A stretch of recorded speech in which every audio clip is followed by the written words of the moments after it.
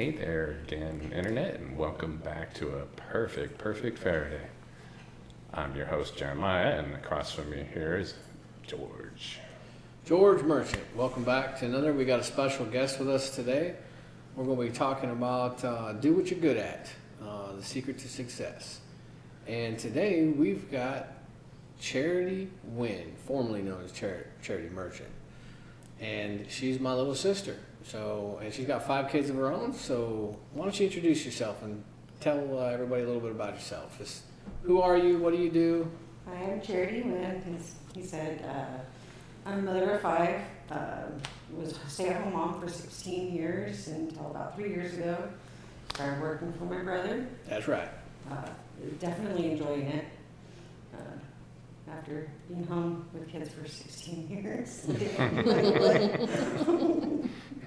You let the husband be the stay-at-home mom now. Yeah, he is. He's retired from the military after 20 years, and now he stays home with the kids, and I think he's might have a few bald spots. Yeah.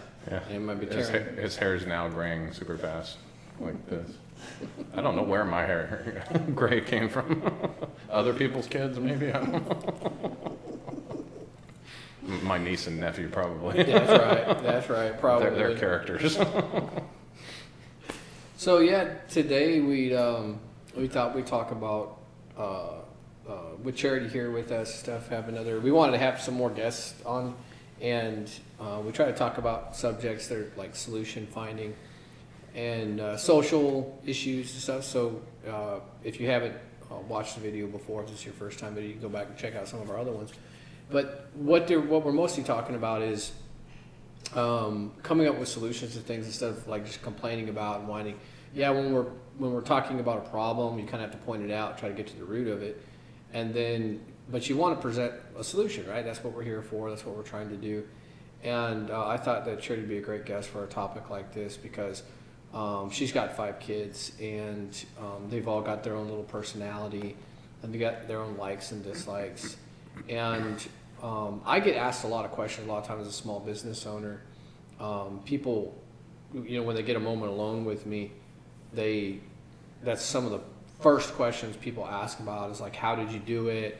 Were you scared to go out on your own? Like a lot of business related questions. You're your own boss now and everything like that. And I'm like, it's not all it's cracked up to be, but talk about stressful and what it takes to be successful. And I don't consider myself this big successful guy in the realm of business. I do believe that we've built something here with the guys' help and with Charity's help. I do believe we built something much bigger than what I could have ever done alone. And so there's other people that I also lean on. But one of my gifts that I believe that I was blessed with is like understanding other people and seeing where their strengths are and kind of identifying their gifts. So when I'm working with Jeremiah, I think about his logical mind, and when I think about Charity, I think about her dank memes. And my brain speaks in binary and yours speaks in like scripting language or something because there's always like clashing. Yeah. Yours speaks in binary. Mine speaks in like that whatever language with the clicks and the grunts. Yeah. But yeah, so we're always challenging each other on the programming side and what we're doing and stuff and one of the things I think that the secret to, being able to have your own business, start your own business, do something for yourself and for others, I think is that you really have to follow what you're good at. And that's kind of what we wanted to talk about today because people talk about trying to be happy and, successful, and a lot of people try to chase the dollar, and you can't. Well, you can, but I feel like you're going to end up somewhere that we're a little bit miserable. You can end up with more money and still be completely miserable. I think everybody understands this now. You can make a lot more money. I could have made a lot more money going in a different path that I knew in the nuclear energy path, but I was really just not happy there. I just was not satisfied with there was no room for input. Everything was done according. There's probably a good reason for that. I'm glad it's that way, but I was not a good personality to continue on in a career in that, because everything's according to the book. Everything's by the book. There's no kind of coming up with your own solution for things. It was rarely was there opportunity like that to be creative and come up with a better way of doing things, because this was the law. This is a procedure that you had to follow, or you could be fined or thrown in prison and stuff because you were handling nuclear material that had safety repercussions to the general public. So now the stuff that I'm in, I fix things, I solve problems. I really enjoy solving problems, whatever that problem may be. And I understand machinery and systems, so my natural talents and abilities lent myself towards that direction. But we grew up working on the house. We grew up fixing our own stuff, fixing our own cars. And there was an opportunity to find out for me, what I was better at in general. I didn't know I'd be great at programming or controls per se, but I was good at working on things and fixing things and troubleshooting things, figuring out what the problem was. You had a little more hands-on experience. Yeah. And, when as kids, we, spent a lot of time fixing our own stuff because we were dirt poor. Oh, yeah. Yeah. Making our own toys. So how was it Charity ended up being better at fixing cars than you? I'm just lazy. Like the Prius battery? My hands were smaller. Prius battery that the Prius battery that took you 2 days, and it didn't take much for her to figure out how to rebuild it in That's Take right. it out. an hour. Take it out. Take it apart. Well, put it it's back the together. testing part, I Test guess, it out. took the most amount Well, of time, but it's- really the tear down and putting back, she got it down to a science, so. Oh yeah. Pull that sucker out real quick. Nope. And Eight well, volts. and as people probably noticed, you're female, or you identify as a girl, Oh, and I'm definitely a woman. She, And- her, and sometimes, yeah. And so, I think in general, there's some generalizations that they hold true by statistics, and that's that some people are the more creative, and you've got kids that are creative, and then you've got people that tend to lean towards more technical. And it's not just a dichotomy. It's not just these two camps or whatever. People have talents in these kind of different areas, and you actually have a more technical mind than I would say most females do.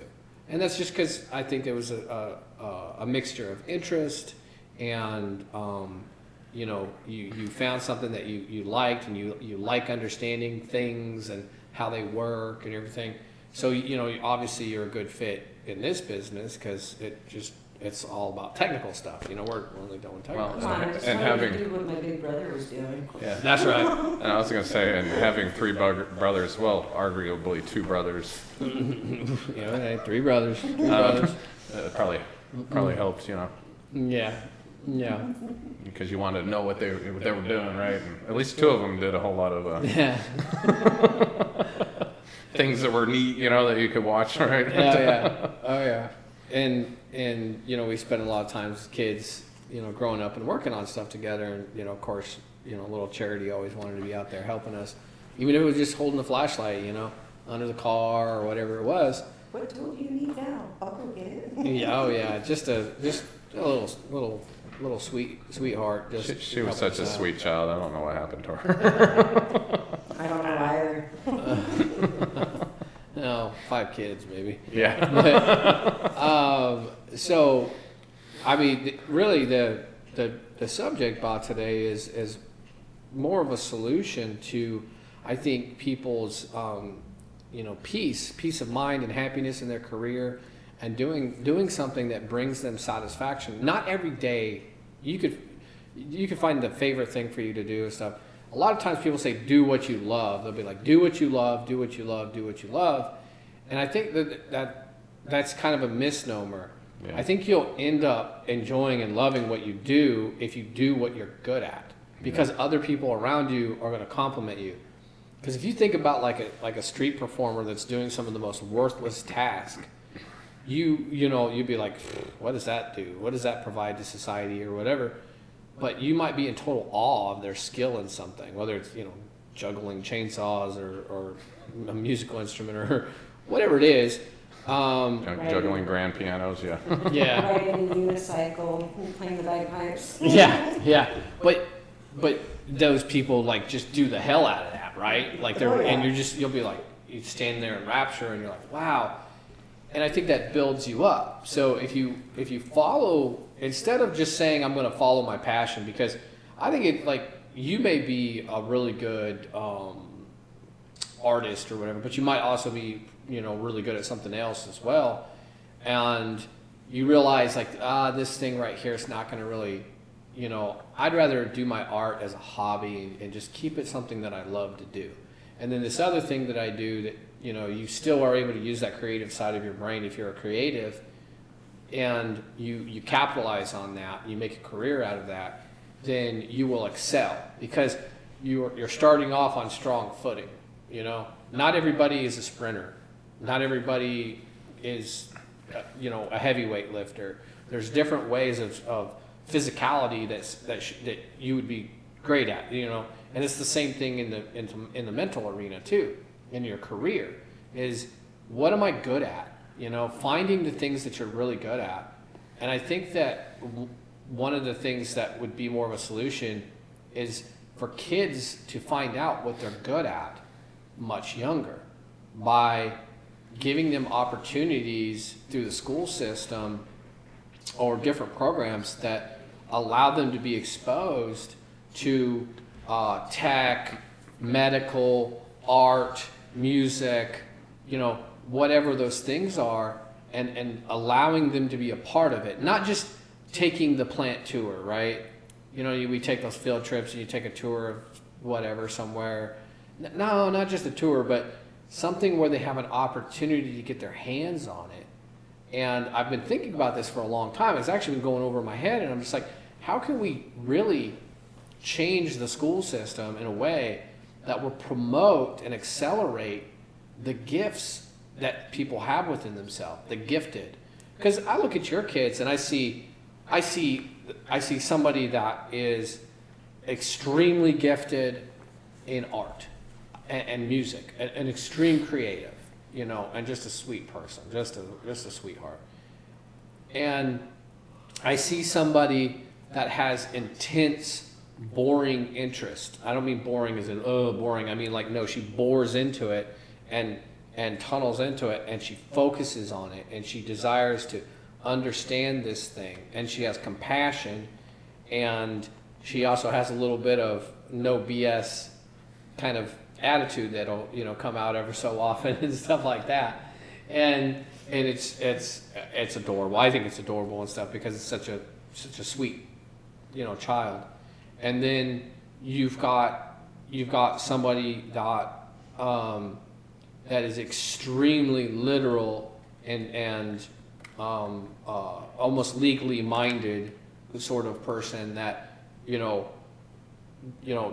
argues for truth and fairness, and is like this, and really picks up stuff. If he takes an interest in it, he can understand things very quickly in depth. He can, from a surface level exposure to it, he gets a deeper understanding. He can interpret more out of less than most people can.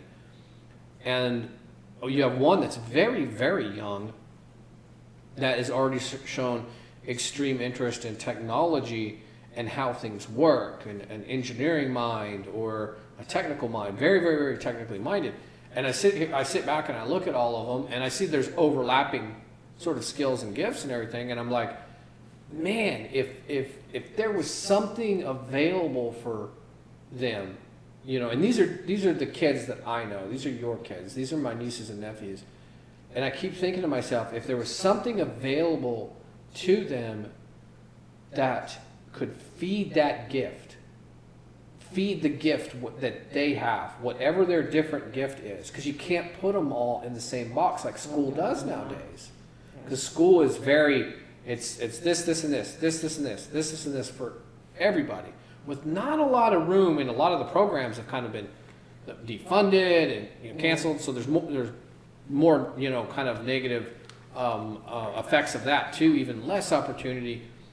But I'm talking about something that's not really been done before that I know of, to my knowledge. You can correct me if I'm wrong there, but They do have some more programs lately. Okay.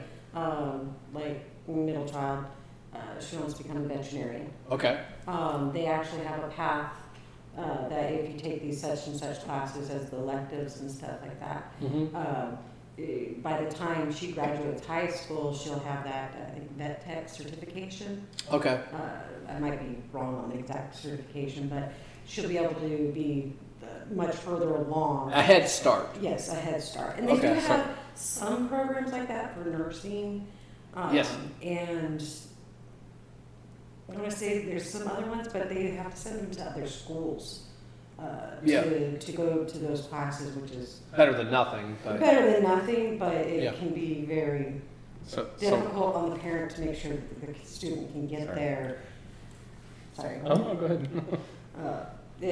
Because sometimes the school goes, okay, if you want your kid to be able to do this, you have to send them over there, make sure they have transportation for it. yeah, And I can understand that, but it's hard for if you have two parents working, the kid can't always go because there's no way for the parent to take off work to be able to take the kid. yeah. So it's difficult to get them there. Yeah, So sometimes. did you have something to say? I was saying, so she maybe will be interested in getting like a dual degree or certificate in like veterinarian, like butchering.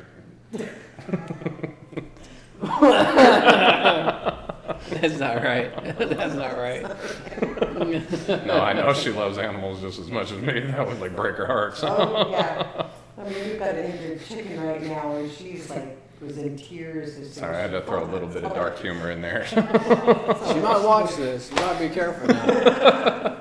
Don't give her any ideas. Yeah, that's right. Or she might kill you. That's true. Was it another an issue with the whole schools thing, stuff like that?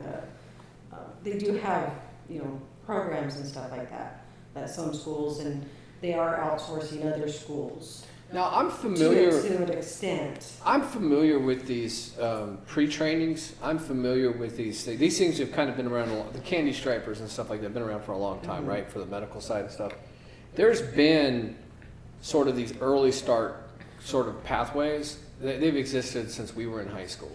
Not to a great degree, but they were there. And my idea isn't necessarily that.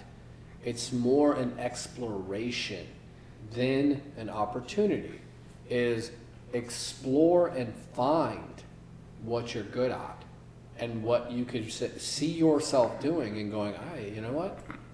I like this. I would be satisfied doing it. And you might really surprise yourself. I mean, you might be a ditch digger. I mean, and I'm not knocking that. I'm not knocking the thing that somebody's good at. I'm not going to knock where their skill and their gifts lie, whatever it is. I don't look down on anybody if they're a cashier any more than the CEO of a great company. To me, that's not how I measure success. A lot of times I measure success is how you affect other people around you, the kind of person you are, your actions and your, the fruits of your labors and stuff as to what is success. But people do have to make a living, and they do need to make a certain living, or they're going to struggle, and they're much more likely to be miserable.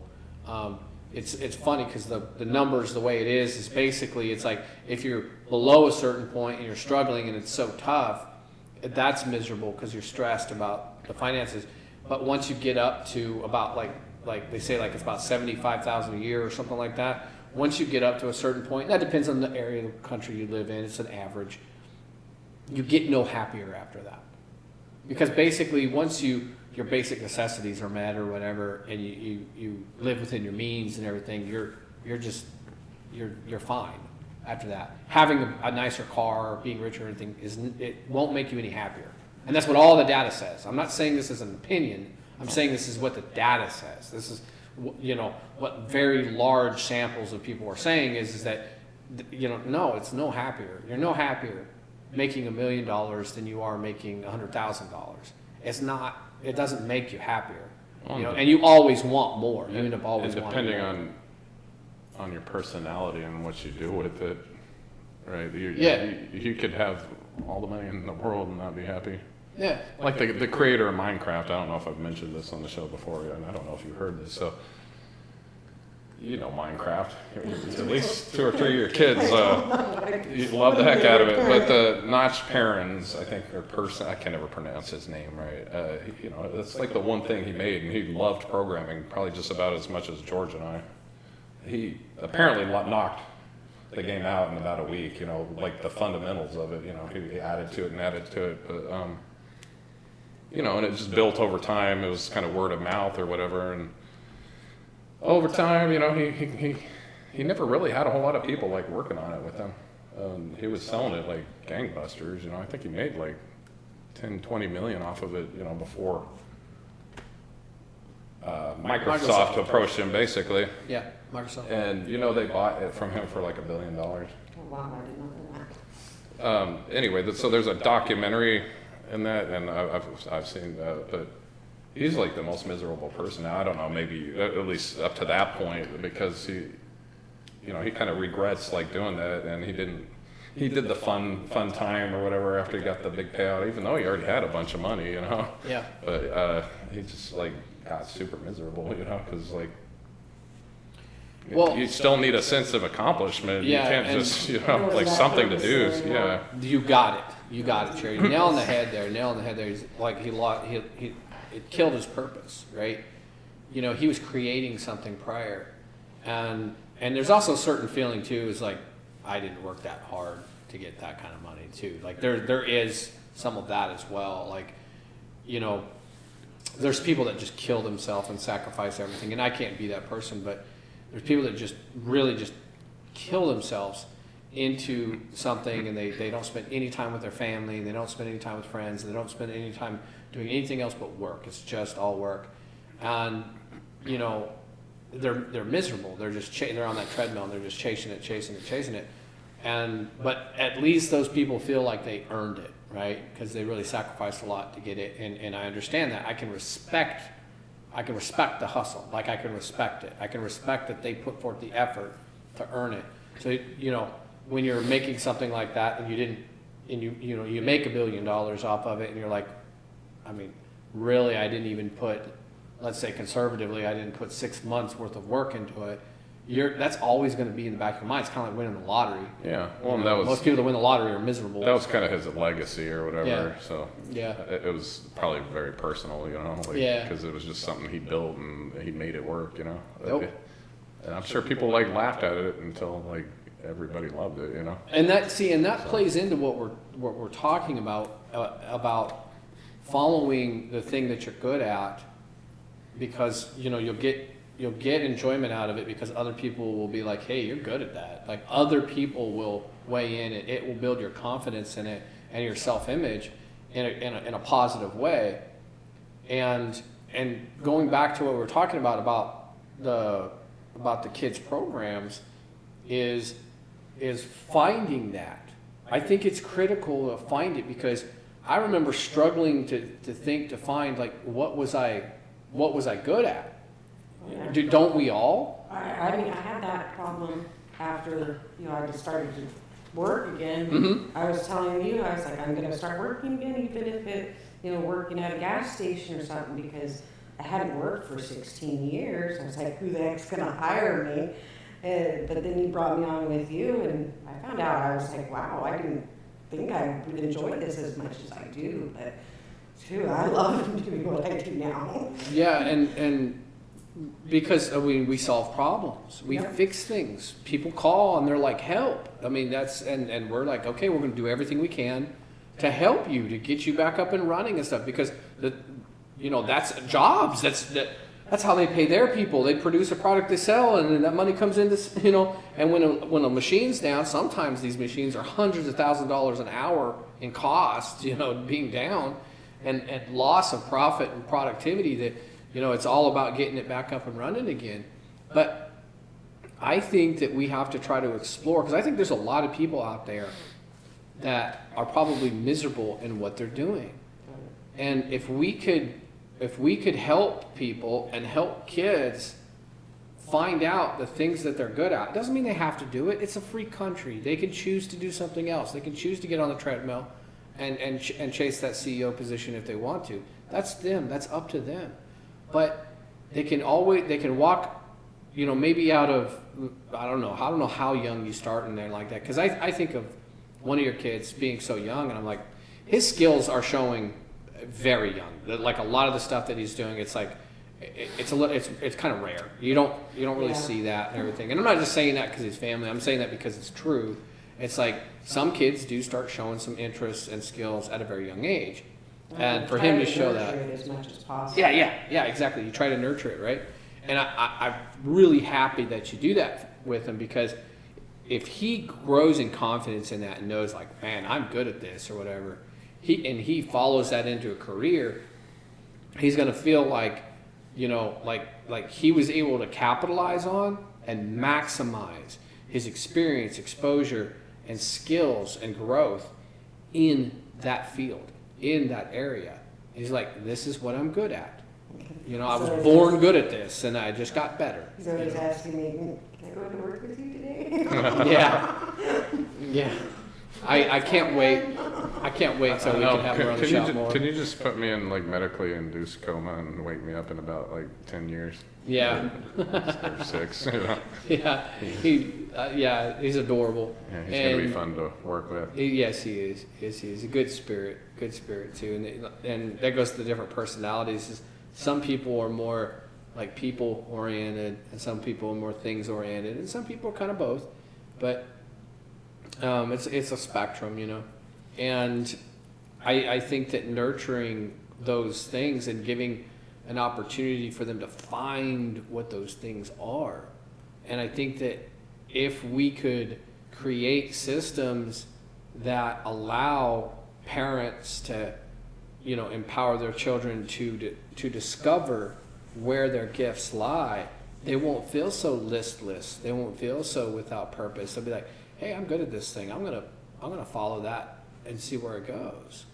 Yeah. And I mean, I think that's kind of where we're at, you know, as a society. I see a lot of listless people, and it's not just kids. I mean, adults, but those adults were kids at one time. Yeah, I was gonna add to that and what you said earlier, just especially younger crowds, you know, like get a starter job, right? Maybe, or if you have a starter job and you're miserable in it, like try to be a little more positive. Try to, you know, like find interest and motivation, and like show interest, you know, depending on where you're at working at, like in other things, and maybe you can try doing something else, like work your way up, make a little more money to get in a better place to be able to, I don't know, go to school or that, maybe like a trade school to do something else. You know, ask, I mean, depending on how big the corporation is, ask HR if there's like programs for learning other things that you might be interested in, or, you know, trades, not trade schools, but I know some big corporations do like college stuff, don't they? Yes. Yeah. Yeah, and they do like pre-college type of stuff, preparing you for it. I mean, there's very few jobs that like, I feel like you get completely stuck in. I mean, it really does, depends on the people's situation, but yeah, there's always like some way, somehow. So Dad had told us when we were younger, and I told my kids, you know, first job you get, go fast food, so you know what you don't want to do the rest of your life. absolutely, yeah. I think that's actually like good advice too, is to, as a teenager, do some of those crappy jobs and do them well. Mm-hmm. Show up on time, work hard, you know, and then realize I can do this job if I had to. You know, there's no shame in it, but I don't want to do this job. Yeah, I want to do something better. I want to do something that brings me more. There's some people that enjoy those type of jobs, and I'm like, more power to them and stuff, because some people some people like to work around food, period. Some people just like to work around food, but there's also this like interaction with people all the time. Yeah. And I can respect that. I understand, some people have just this need, and they really get a lot of kicks out of like talking to strangers all the time and stuff like that, and putting a smile on strangers' faces. Those are the people when you come across in these jobs and everything, they make you smile, and you're like, man, this person, I'm sure not every minute of their job is their favorite. I'm sure that they're not happy like that all the time, but they're putting forth their best foot, and you can tell that they enjoy their job most of the time, and that's nice. It's nice for the customer. It's nice for them. These are probably people that typically earn better tips, so they can make a little bit better living out of it. Looking for again once you kind of go back into Yeah, establishment. yeah. I want that waitress or waiter or whatever. Yeah, I want her table or yeah. this table. Yep, exactly. Yep, I agree with you. And there's no shame in those kind of jobs at all and stuff. But I believe that people need to explore and find out what it is that they're good at. And it hurts a lot of people, I think, because some people don't find out what they're good at until their 40s, and later and stuff. And that's kind of like, it's sad because people feel like then it's too late, right? Like a lot of people feel it's never too late. That's the other thing too. Oh, yeah. It's never too late. Definitely It's never too late.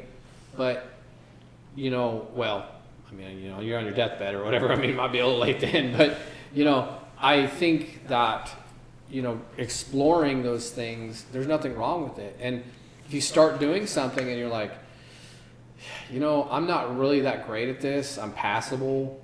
I put forth the work, but I'm really miserable in this because I'm just not good at it. I'm not really great at it. Then I think you need to do a little bit of soul searching if you can, because I know people's situations are different. Some people can't make a move right away. Get yourself to a place financially, whatever, to where you can, where there's some flexibility, and you can say, okay, I'm going to take some night classes, or I'm going to go, work over here part-time and stuff, and see and get exposed to these different things. You'd be surprised, especially now in the market now where everybody needs help. I don't think you're going to have a hard time going to work anywhere just about and saying, hey, I really want to know if this is what I want to do. I will show up on time. I'll do the work assigned. I really want to see if I'm good at this or whatever. And I bet you a lot of people would hire you on the spot right then and say, yeah, yes, absolutely. And given not everybody, but a lot, especially in this market. Right now. Yeah, especially in this market. Yeah, don't let this opportunity go by, right? Don't let this opportunity just pass by. And,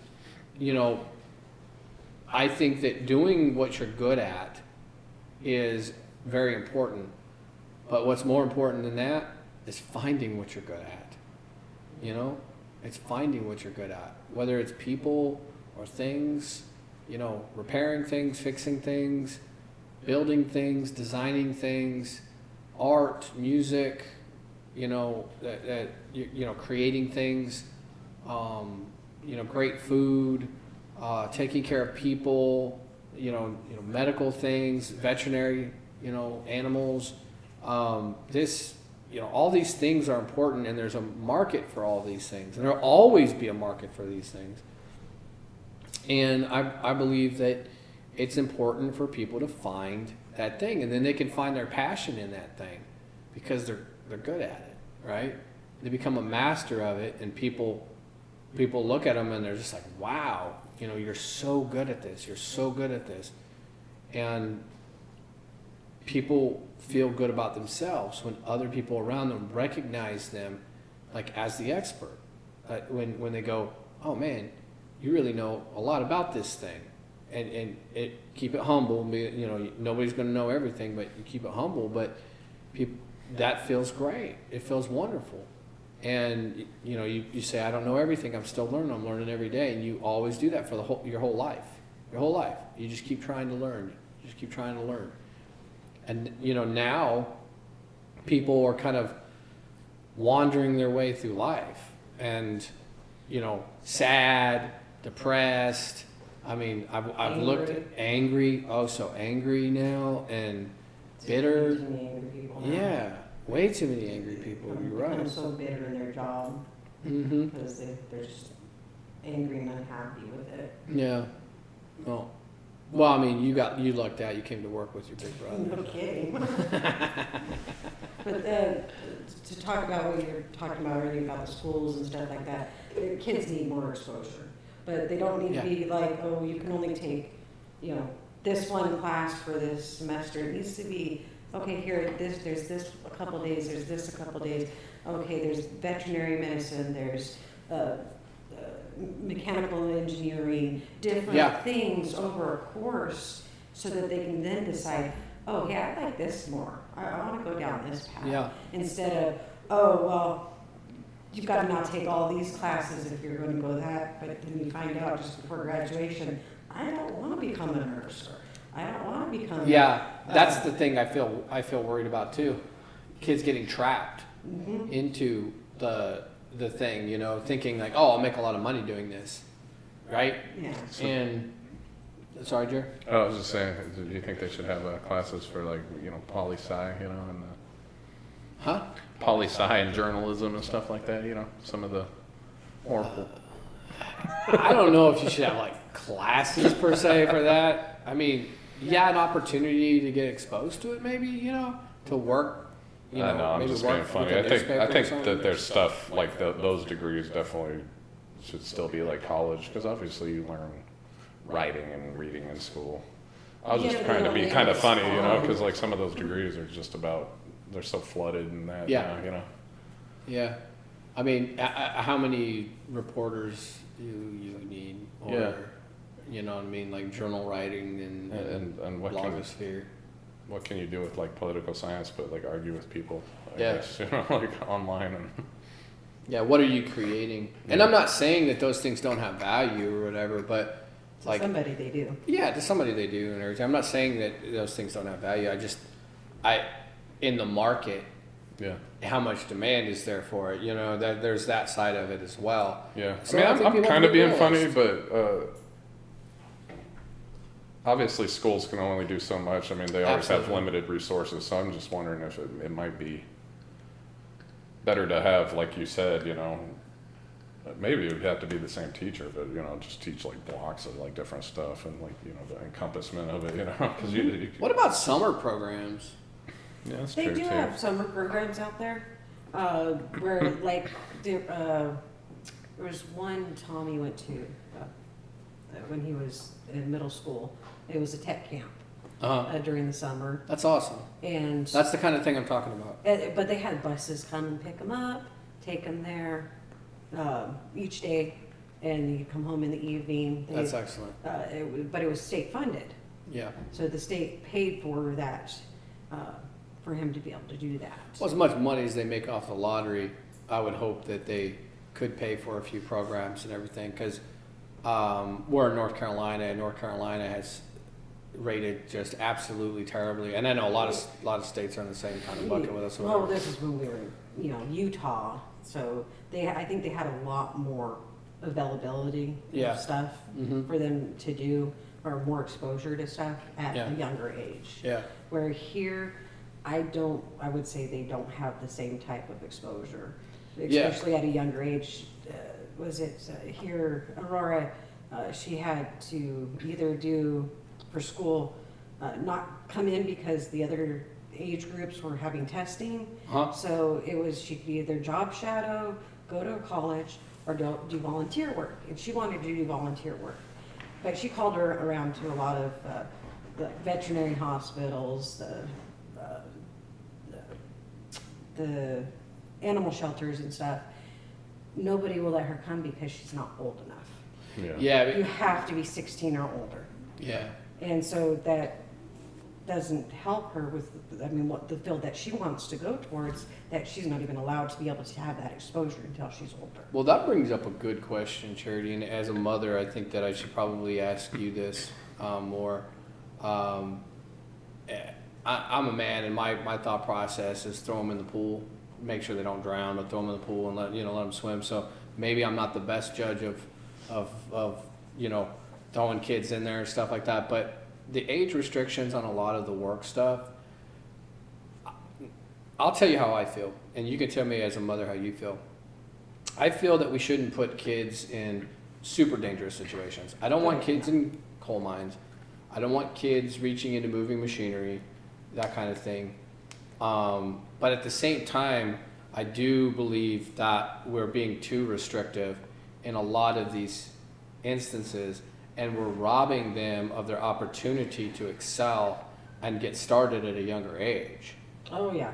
I mean- I will have to agree with that. Okay, Uh, okay. I didn't know how you felt, like, you know, because I know there's dangers out there you wouldn't want, you know, your Yeah, kids I to wouldn't see. want my youngest going out doing Yeah. anything right at the Yeah. moment, because, I mean, she's in kindergarten. Yeah, yeah, She can't even do her ABCs, so. yeah. So, yeah, okay, so your youngest is in kindergarten and your oldest is graduating. Just graduated high school Yep. this year. Yep. I've got the 11th grader, a 9th grader, and then a 1st grader. I'll tell you what, yep. I had a nice age gap You have in a bit between of an my age third gap and there. fourth. Yeah. Well, you know, looking at, you had babysitters for the youngins Yes, for yes, I several do. years. As you're saying, letting them get exposed to it, Jack, wanting to come in and work with you. Oh, yeah, Because he wants that exposure. absolutely. And you guys come over and you'll talk to him about the different stuff, and he's really excited about it. And same with Tommy, he gets excited about some of the conversation you guys have. Yeah. And And, he gets more exposure that way, yep, where a lot of kids don't get that at all. They don't have that exposure. and I think a lot of it has to do with liability and insurance. Yes. I think a lot of it has to do more with that than anything. Because for me, like I wanna bring the kids. I got to be really, really careful too, because we're sitting in here in the classroom upstairs. I got 480 running in here. You know what I'm saying? And you know, drives, and I got wires strung out everywhere right now and stuff. We're building the classroom, and we're redoing some of it. And not everybody can grab, like, you know, the 2 wires of an electric thing and, you know, like survive like me. Yeah. You know? Come on. I'm a Superman to electricity, I'll apparently. have them do what Dad did to me when I was younger. Touch the black wire. Uh-huh. Okay, now you know what wire not to touch. I know what wire not to touch. Don't touch any of them. So, the liability and everything, I think is part of the problem. There is that you kind of want to childproof things as much as you can, I guess, if you're going to do these like kind of programs to get them into there. But I would love for a younger generation to be able to get started on, you know, manufacturing technology like we work on at a younger age. Like I'd like to, like, before you moved here and stuff, 2 of my nephews came in during the summertime. They'd come stay with me for a few days or a week or something like that. And I'd take them to the shop, everything. I couldn't really take them into plants and stuff like that, or at least I'm not supposed to.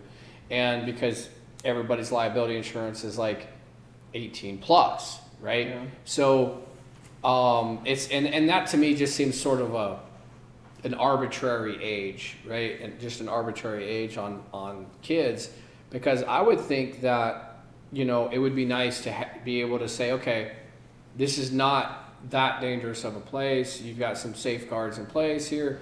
You know, getting on the road, standing at the bus stop is dangerous. I mean, there's danger in everything, just leaving the house.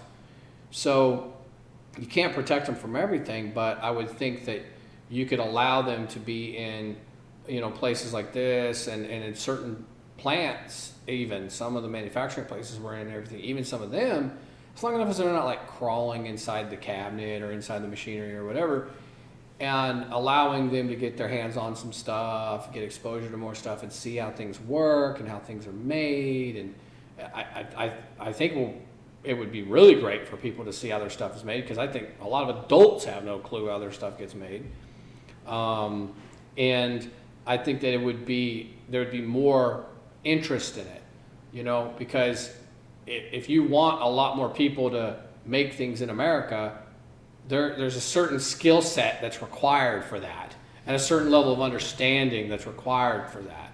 So if we want things to be made in America, we want to promote that, which we do, we absolutely do. And I think that for every country, whatever your country is, I think that you should do your best to try to make things within your country, locally as close to home as possible, because you help your community out that way, and you don't waste all this money shipping something all over the world. That's more money and wealth that's built and stored and used within the closer to home. So, and that extends out.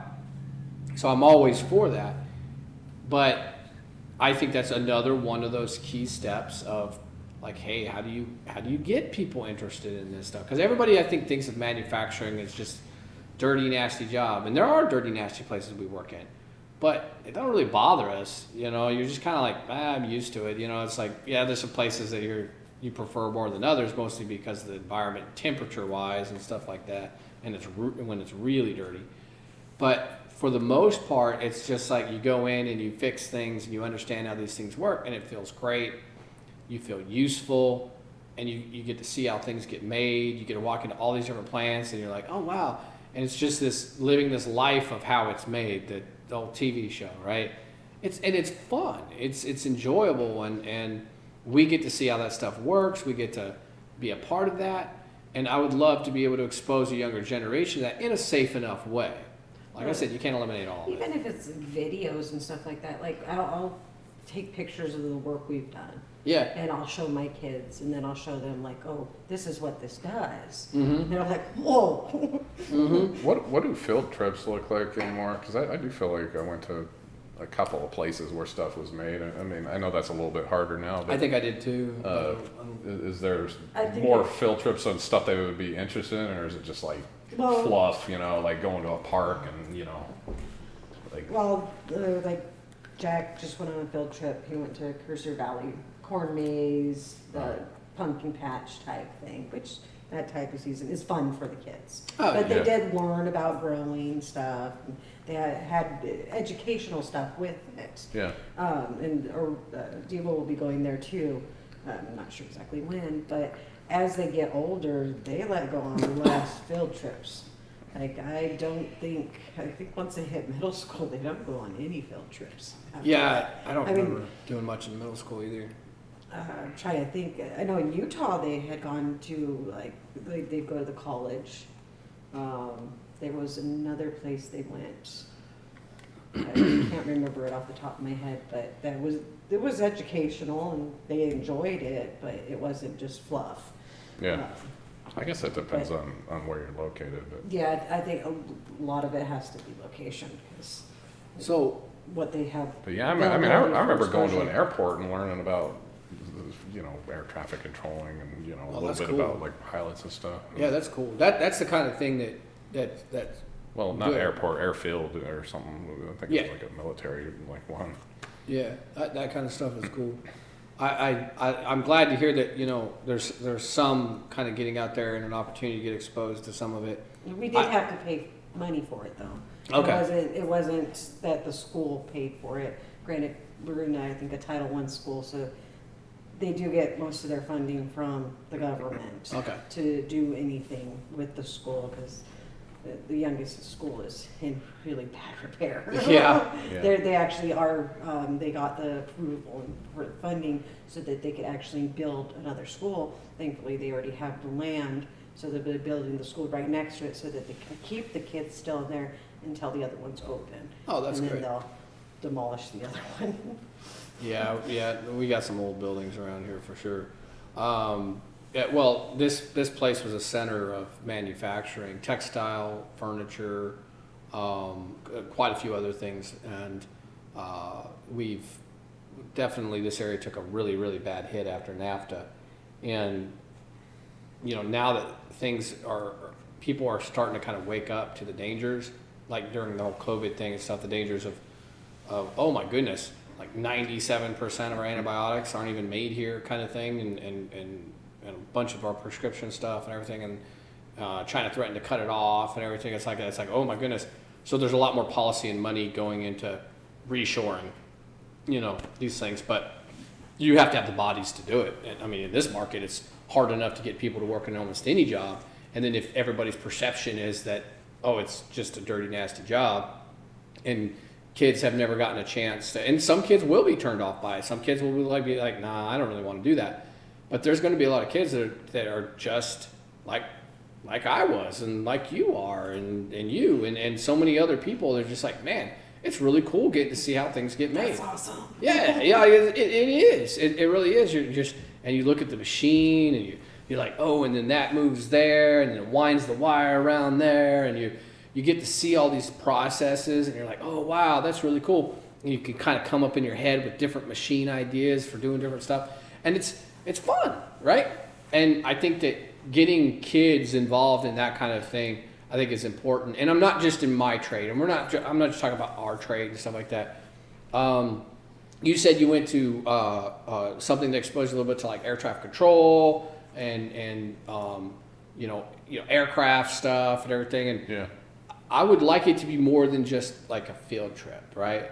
I'd Well, like yeah, it I to know, be but- like a week or two, something where that's why I was talking about like the summer stuff or whatever, where kids have an opportunity to go and like work someplace like as a helper, right? And they're restricted on what they can do.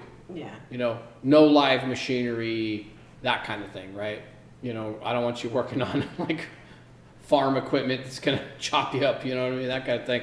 But I think that being exposed to that kind of thing, and I bet you there'd be even businesses that could sign up and say, yeah, you can, you know, here's the age that the youngest age we're willing to take in. This is how many we can take in for a week or two, or what, you know what I mean, Man. and allow them to get exposed to it. My last 2 years of high school, like during the summer, I had a job, and I can't remember what it was. It was when we lived in New Mexico, like where I got to work at the university under a professor. Yeah, And then I also worked at like I can't remember what it's called, where they get in touch with the alumni, you know, and they disperse diplomas or whatever. yeah. I mean, I did like office work, but it was something. I mean, maybe if somebody, you know, could be like, oh, I could do this, you know, but I can't remember what it was called. Do they still have programs like that? I don't know. I mean, I would be the wrong person to ask, but I know they have like teachers' aides, it's like in college I'm type gonna have to thing, look but that that's up for college and students. see if it's a thing. Cause yeah, I don't know if it was just cause like you had to be in a certain bracket or whatever. I can't remember really like what qualified me to do that. well, I think that we also we need to get them exposed younger, you know, Yeah. not too young. Like there's certain things you don't want, you know, that and, you know, trusting other people, your kids and everything. That's always a subject. But I believe that we need to have them an opportunity, give them a lot of opportunity to explore a lot of different things, so they can be like, oh wow, you know, I really like that, because you know, some kids are going to just want to be farmers. I shouldn't say just want to be. I mean, like that's a hard job. You got to be smart. You got to be business savvy. There's a lot of parts to being a successful farmer. But some people are going to go like, man, I really enjoy this. I really like growing food. I like making something that feeds people, that's useful. Like some people are going to find so much meaning and peace in that it's when you get that out. You know, we grew up near a big ag school. NMSU was a big ag school, so agriculture school and an engineering school, and you know they did a lot of ag science there, and I do remember actually going on a field trip there when I was younger, and because they were like reaching into the stomach of the cow and stuff. That was so weird. Oh, the glass stomach. Yeah, Glass yeah, stomach cow. yeah. You know what I'm talking about? Yeah, you Yeah. could actually see inside. Okay, Yeah. that's Oh. disturbing. No, thank you. Yeah. You know, actually, I really need to look up that program because I did video work and I was very interested in that. Like one year, I think I must have done it like every year when I was in high school. You know, like a different. It was all at the university, but Yeah. I'm curious. Were y'all aware of that when you were younger? Because I know you would have been. No. See, I don't know if it was because we were poor or whatever. It was like something available, or if it was just, you know, something available to anybody that was interested. I'm Or not it might have sure. been your teacher Well, no, made us. I'm gonna have to ask, you know, my recommendation. mom or something because she might have helped me get into it. Yeah. I just don't really remember the program, you know, it's driving me crazy. Well, we need more of them. Yeah. Right. Yeah, I think we need more of them. We need, you know, more chances and more opportunity for kids to like find out what they're good at and what they might like to do. You know, and I think that that's really important because, you know, America is a land of opportunity, but I think there's so much untapped opportunity, and I also believe there's so much untapped talent here. And if we can expose kids to as much opportunities and as much different ideas and as much different ways of taking a career path, a productive career path, I believe that we were going to create a lot more productive people, because a lot more people will end up going into the thing that they're good at and that they like doing, you know? So I think that we, you know, as a society, I think it's one of those sort of important things. So, I mean, this is part of the discussion. You know, we're having these discussions for a reason and trying to come up with solutions. So, you know, we're just about there. Did you guys have anything else you wanted to say before we close up? Or? Well, with the age stuff, I Yeah. think elementary school, little exposure field trip type things. Yeah. But the elementary school, they really need to learn the fundamentals of, you know, Yep. learning, Reading, writing, arithmetic. Yep. reading, writing, arithmetic, and like as my kids say, once you hit middle school and high school, it's just a repeat, just adding more X's and Y's. Yep. All of them have said that to me now. Yeah. It's just the same thing. Just language arts. Yep. They have me read a book, write an essay. That's it. Yep. Same thing from middle school on. So they need to have more exposure in middle school. Yep. Instead of waiting till high school to give them those options of, hey, you could be a nurse or you could be a veterinarian. They need to have that exposure more younger, like in middle school. Yep. Instead of waiting until high school and then they have those 4 years to go, oh God, what do I want to do? Yep. And you've got a lot of them that are coming out going, I don't know, and just going and working at a fast food restaurant because they don't know what they want to do because they haven't had the exposure. Well, I've got the answer for everybody.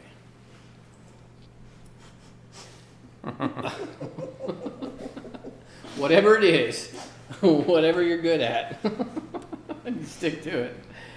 So, Jeremiah, you want to take us out? No. Yes? Yeah. No? I throw you on the spot? Yeah, a little bit. I mean, you know, I guess I could say my famous catchphrase, you know, thanks for stopping by. And as always, I challenge you to think for yourself within anything important to you. Thank you very much, guys. Everybody, please like, subscribe, share if you like the video. Leave us a comment. We appreciate you. Thank you, Charity, for coming and doing this with us. And as always, thank you, Jeremiah. And we'll see y'all next time.